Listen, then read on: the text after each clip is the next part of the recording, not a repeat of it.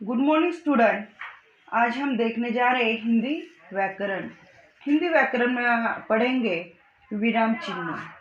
अभी इधर कुछ मैंने वाक्य दिए हुए हैं, वो पहले पढ़ेंगे। पहला वाक्य है, पता लगाओ यह किसकी बारात है। आदमी की पहचान उसकी योग्यता से होती है। तीसरा वाक्य है, पुस्तक के चित्र कितने सुंदर है। अभी इन वाक्यों में आए हुए कुछ विशेष चिन्हों पर ध्यान दीजिए। ये चिन्ह है अल्प विराम, प्रश्नवाचक चिन्ह, पूर्ण विराम और विस्मयादिबोधक चिन्ह। व्याकरण में इन चिन्हों को विराम चिन्ह कहते हैं। अभी हम देखेंगे विराम चिन्ह यानी क्या, उसकी व्याख्या देखेंगे। तो वाक्य पढ़ते समय जहाँ रुकना और कितना रुकना यह सूचित करने तथा वाक्य के भाव को स्पष्ट करने के लिए विराम चिन्हों का प्रयोग किया जाता है। इसे विराम चिन्ह कहते हैं। यह प्रमुख विराम चिन्हों की मैंने चर्चा की गई है। उसका पहला है पूर्ण विराम। पूर्ण विराम यानी हिंदी में पूर्ण विराम ऐसी दंडी लगाते हैं। पढ़ते समय जिस स्थान पर वाक्य समाप्त होता है वहाँ पूर्ण विराम का चिन्ह ऐसा दंडी के जैसा रखा जाता है। जैसे कुछ एग्जाम्पल दिए हुए हैं, कुछ वाक्य है, नीचे मैं पढ़ती हूँ। एक, आज शाम हमें प्रदर्शनी में चलना है। दूसरा वाक्य है, मन लगाकर पढ़ो। तीसरा वाक्य है, हम यह कहानी नहीं सुनेंगे। चौथा वाक्य, उन्होंने हिंदी में बातचीत की। अभी ये चारों ही वाक्य में सबसे लास्ट जहाँ हमारा जो वाक्य है कंप्लीट होता है, पूर्ण होता है, उधर पूर्ण विराम का चिन्ह लगाया हुआ है। ये देखो, एक दंडी, चारों तरफ ये दंडी लगाई गई है। जब भी हमारा एक वाक्य पूर्ण होता है, समाप्त होता है, उधर ऐसी दंडी लगाना यानी कि पूर्ण विराम देना। अभी दूसरा चिन्ह है अल्प विराम, उसे इंग्लिश में कॉमा कहते हैं। तो वाक्य पढ़ते समय जिस स्थान पर थोड़ी देर रुकना हो वहाँ अल्प विराम यानी कॉमा लगाया जाता है। अभी इधर कुछ सेंटेंस दिए हैं, वो देखेंगे। एक, माँ आज मेरा जन्मदिन है। दूसरा, सुषमा, रवि, डेविड और सुरजीत पार्टी में आए। तीसरा, लो नाश्ता तैयार है। चौथा, बगीचे में लाल, पीले, सफेद और बैंगनी रंग के फूल खिले हुए हैं। ये चारों वाक्य में जिधर हम रुके हैं उधर अल्प विराम लगाया गया है और ये सेंटेंस खत्म होने के बाद पूर्ण विराम लगाया गया है। तीसरा चिन्ह देखेंगे अर्धविराम। अर्धविराम इधर देखो कैसा लगाया हुआ है और ये कब लगाते हैं, वाक्य पढ़ते समय जिस स्थान पर अल्प विराम से कुछ अधिक और पूर्ण विराम से कुछ कम ठहरना हो, एक वाक्यांश के साथ दूसरे वाक्य का संबंध बताना हो, वहाँ अर्धविराम का चिन्ह रखा जाता है, लगाया जाता है। जैसे कि वाक्य देखेंगे। एक, सिंहनी शिकार करके लाती, पति को पहले खिलाती फिर स्वयं खाती। अभी ये जो है सेंटेंस खत्म। जहाँ हमारा जो सेंटेंस है वो पूर्ण करने को आया है लेकिन सेंटेंस कंप्लीट नहीं हुआ है।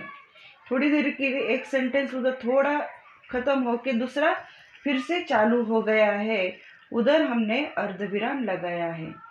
और दूसरा वाक्य पढ़ेंगे। पता नहीं वे कहाँ गए हैं, कुछ कहकर भी नहीं गए हैं। अभी ये दोनों वाक्य में भी हम देखेंगे कि अर्धविराम कब लगाया गया है, तो अल्प विराम से कुछ अधिक और पूर्ण विराम से कुछ कम ठहरना है, तब हमने ये लगाया गया है। अभी आपको समझ में आया होगा अर्धविराम कब लगाना है। उसके बाद अगला पॉइंट, अगला चिन्ह देखेंगे प्रश्नवाचक।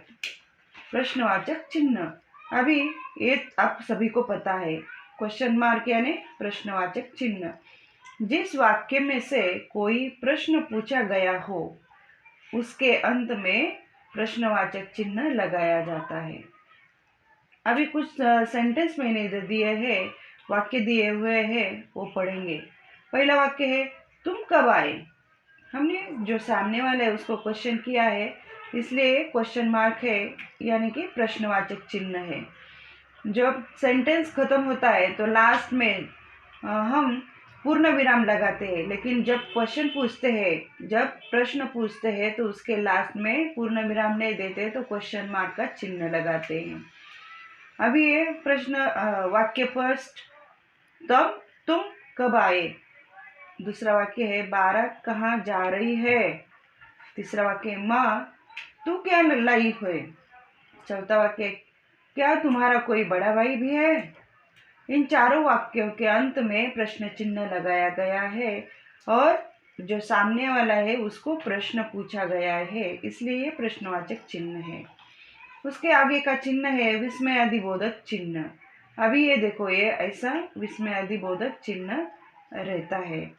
बात करते समय कभी कभी हम हर्ष, शोक, आश्चर्य, घृणा, प्रशंसा आदि भाव प्रकट करते हैं। ऐसे भाव प्रकट करने को उद्गार कहते हैं। इन उद्गारों को सूचित करने के लिए विस्मय अधिबोधक चिन्ह यानी कि उद्गार चिन्ह का प्रयोग किया जाता है। अभी उसके वाक्य देखो। पहला वाक्य है आज मीना कितनी खुश है। यह हर्षभरित वाक्य है।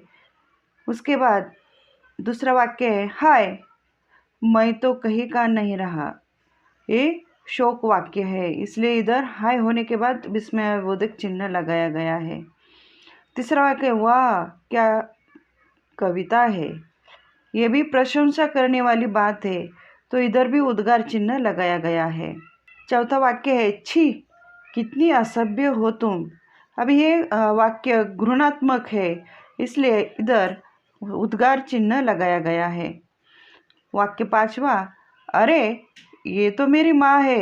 यह आश्चर्य भरा वाक्य है, इसलिए इधर भी उद्गार चिन्ह लगाया गया है। अभी उद्गार चिन्ह कभी कभी एक शब्द के बाद भी लगाया जाता है, कभी कभी वो सबसे लास्ट वाक्य खत्म होने के बाद भी कभी लगाया जाता है। अभी जब कोई विशेष भाव से किसी को संबोधन करता है तब भी संबोधन के बाद विस्मयादिबोधक चिन्ह लगाया जाता है। उसका वाक्य देखेंगे अशोक इस समय तू यहाँ। अभी ये वाक्य देखो, इधर दो जगह पर विस्मयादिबोधक चिन्ह लगाया गया है, अशोक के बाद भी और वाक्य खत्म होने के बाद भी। दूसरा वाक्य देखेंगे माँ तुम कितनी अच्छी हो। इधर माँ के बाद भी उद्गार चिन्ह लगाया है और वाक्य खत्म होने के बाद भी उद्गार चिन्ह लगाया जाता है। यानी कि कोई अगर भाव संबोधित करना है तब 2 बार ये उद्गार चिन्ह आ जाता है। उसके आगे का चिन्ह है अवतरण चिन्ह। अब ये देखो कोष्टक में अवतरण चिन्ह दिया गया है, एकेरी अवतरण चिन्ह और दुहेरी अवतरण चिन्ह। तो जब कोई खास शब्द या छोटा वाक्य जो का त्यों लिखना है, जैसे जो का त्यों यानी जैसे कि वैसा लिखना है, तब एक हरे अवतरण चिन्ह का प्रयोग किया जाता है। अभी इधर एक हरे अवतरण चिन्ह का वाक्य देखेंगे। एक वाक्य है वह सभी को अप्रैल फूल बनाता है। अभी इधर है जैसे कि वैसा लिखा है अप्रैल फूल, इसलिए इधर एकेरी अवतरण चिन्ह लगाया गया है। दूसरा वाक्य है गोदान प्रेमचंद जी का प्रसिद्ध उपन्यास है। अभी ये जो गोदान लिखना है जैसे कि वैसा लिखना है, इसलिए इधर एकेरी अवतरण चिन्ह में दिया गया है। तीसरा वाक्य है मंच पर सारे जहाँ से अच्छा हिंदुस्तान हमारा गीत गूंज रहा है। अभी ये जो पोयम है, गीत है, वो जैसे कि वैसा लिखा है, इसलिए इधर एक हरे अवतरण चिन्ह का प्रयोग किया गया है। जब किसी के कथन या कहे गए शब्दों को जो को तो लिखना हो तब दोहरे अवतरण चिन्ह यानी कि डबल इन्वर्टेड कॉमा का प्रयोग किया जाता है। पहला वाक्य देखेंगे सुदामा बोले भाई मुझे श्री कृष्ण से मिलना है। अभी उन्होंने जो बोला है वैसा कि वैसा संदेश देना है, इसलिए इधर डबल अवतरण चिन्ह यानी कि दोहरे अवतरण चिन्ह आया है। दूसरा वाक्य, बुढ़िया ने कहा मैं अपनी झोपड़ी नहीं दूंगी। इधर भी उसने जो बुढ़िया ने जो बोला है वैसे कि वैसा लिखा है, इसलिए इधर डबल अवतरण चिन्ह यानी कि दोहरे अवतरण चिन्ह दिया गया है। अभी मैंने कुछ स्वाध्याय दिया हुआ है विराम चिन्ह के ऊपर। प्रश्न पहला, सही जोड़ियाँ मिलाइए। ये अपने नोटबुक में तुम खुद ये सॉल्व करना है, लिखना है। प्रश्न दूसरा, निम्नलिखित वाक्य में उचित स्थान पर अल्पविराम और पूर्ण विराम लगाइए। ये भी तुम खुद अपने मन से लिखना है। प्रश्न तीसरा है, निम्नलिखित वाक्यों में उचित स्थान पर प्रश्नवाचक चिन्ह या विस्मयादिबोधक चिन्ह लगाइए। कुछ सेंटेंस दिए हुए हैं, उधर अब विस्मयादिबोधक चिन्ह लगाना है। प्रश्न चौथा है, निम्नलिखित वाक्य में उचित स्थानों पर अर्धविराम और एकहरा या दोहरा अवतरण चिन्ह लगाइए। इधर से जो वाक्य है उधर आपको एकहरा दोहरा अवतरण चिन्ह लगाना है। उसके बाद पांचवा प्रश्न है, निम्नलिखित परिच्छेदों में उचित विराम चिन्ह लगाइए। इस वीडियो में जो भी मैंने दिया है शुरू से लेकर लास्ट तक ये सब नोटबुक में कंप्लीट करना है। मैं नोटबुक चेक करने वाली हूँ। बाय।